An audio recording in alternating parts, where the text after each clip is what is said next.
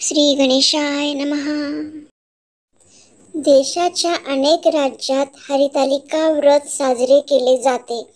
भाद्रपद तृतीयेला केले जाणारे हे व्रत यावर्षी आज मंगळवार 26 ऑगस्ट 2025 रोजी हे व्रत आले आहे।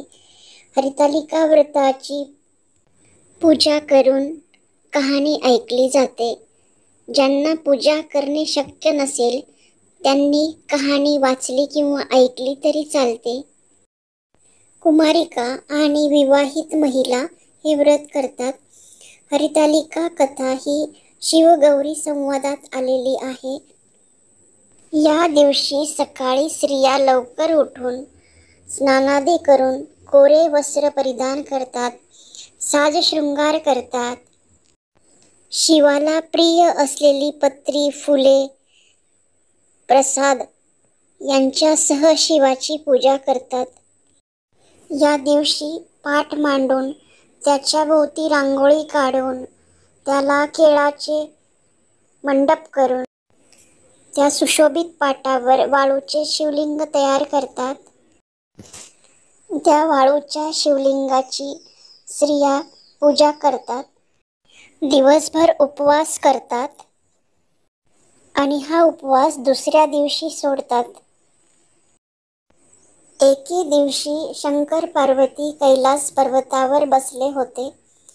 पार्वतीने शंकराला विचारलं, महाराज, सर्व व्रतात चांगले व्रत कोणते आणि माझ्या कोणत्या पुण्याईने आपण माझे पती झाले आहेत ते कृपया मला सांगावे।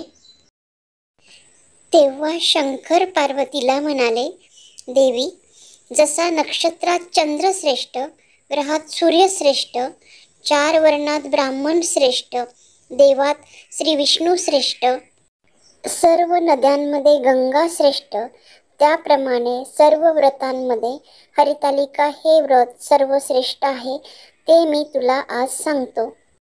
पूर्वजन्मी तू हिमालयाची कन्या होती। तू हे व्रत केलं आणि मला प्राप्त केले।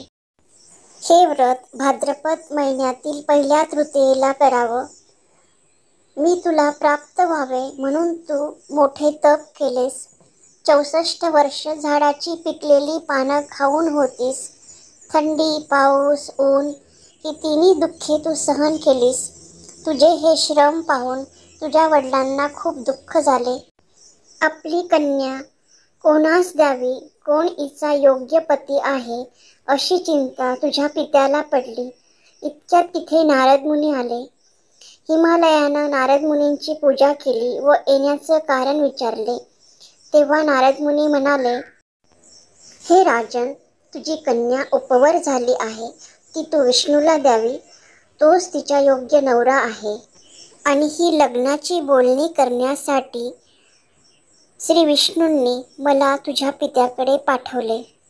हिमालयाला मोठा आनंद झाला। त्यांनी ही गोष्ट आपल्या कन्येला सांगितली। देवी, तुला ही गोष्ट रुचली नाही।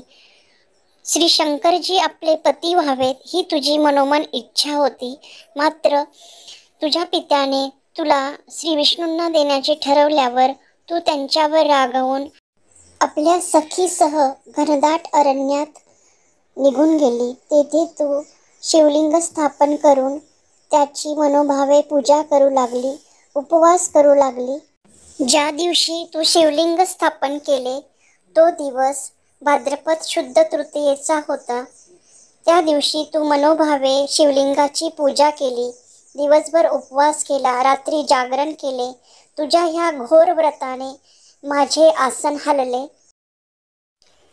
मी तुझ्या समोर प्रकट झालो, तुला दर्शन दिले आणि तुला वर मागण्यास सांगितले। तेव्हा तू म्हणाली, तुम्ही माझे पती व्हावे याशिवाय दुसरी कोणतीही इच्छा माझी नाही। तुझी ही इच्छा मी मान्य केली आणि तेथून गुप्त झालो।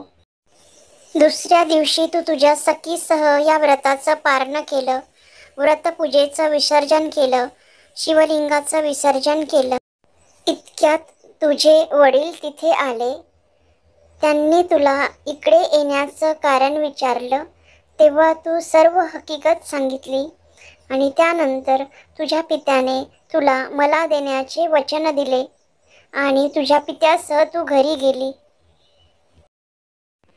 मग काही दिवसांनी चांगला मुहूर्त पाहून तुझ्या पित्याने तुला मला अर्पण केली.